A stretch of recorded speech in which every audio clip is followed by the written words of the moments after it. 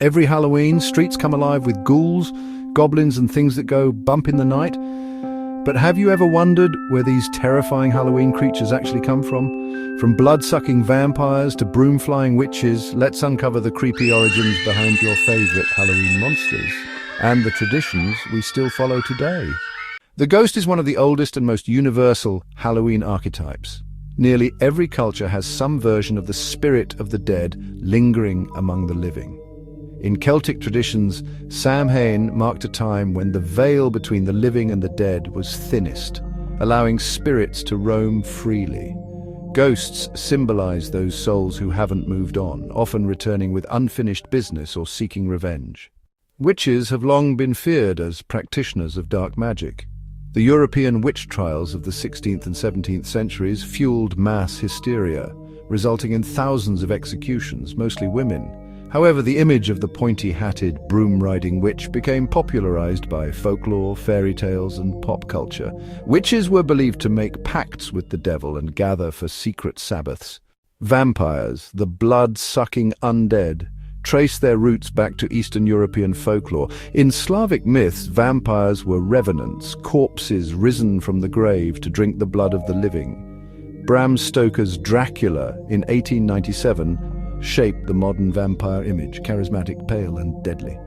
The vampire myth often reflects fear of disease, death, and sexual repression. The undead corpse, or zombie, has Haitian roots tied to voodoo traditions.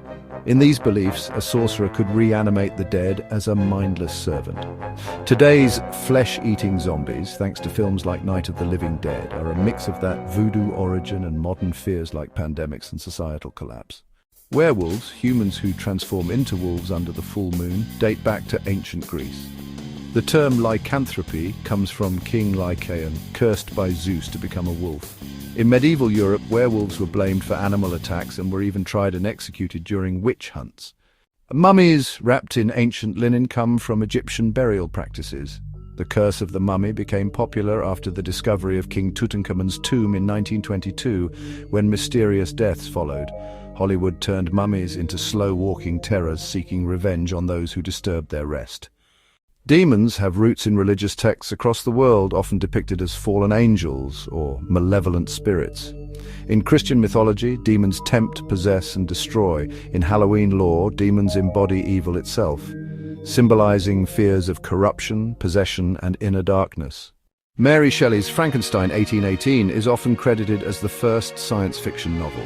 Dr. Victor Frankenstein creates a creature from corpses who turns on his creator after being rejected by humanity.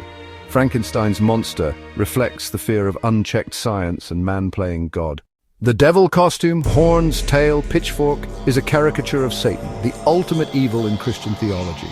He evolved from older gods like Pan and was demonized by the church. Today's red-faced devil symbolizes rebellion, temptation, and taboo.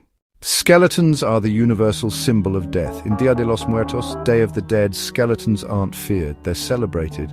But in Halloween, dancing skeletons serve as a spooky reminder that death comes for all. Jack-o'-lanterns come from an Irish myth about Stingy Jack, a trickster who outwitted the devil and was doomed to wander with a carved-out turnip lantern. Irish immigrants brought the tradition to America, where pumpkins were more abundant and spookier. Trick-or-treating began as souling during medieval times, when the poor would go door to door offering prayers for the dead in exchange for food. In the 20th century, it became a child-friendly custom in America, with candy replacing prayers and costumes for scares.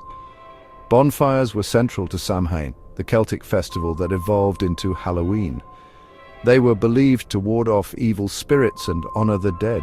Today, bonfires are still lit in parts of Ireland and the UK during Halloween and Guy Fawkes Night. Wearing costumes began as a way to fool or ward off spirits. During Samhain, people would disguise themselves so ghosts wouldn't recognize or harm them.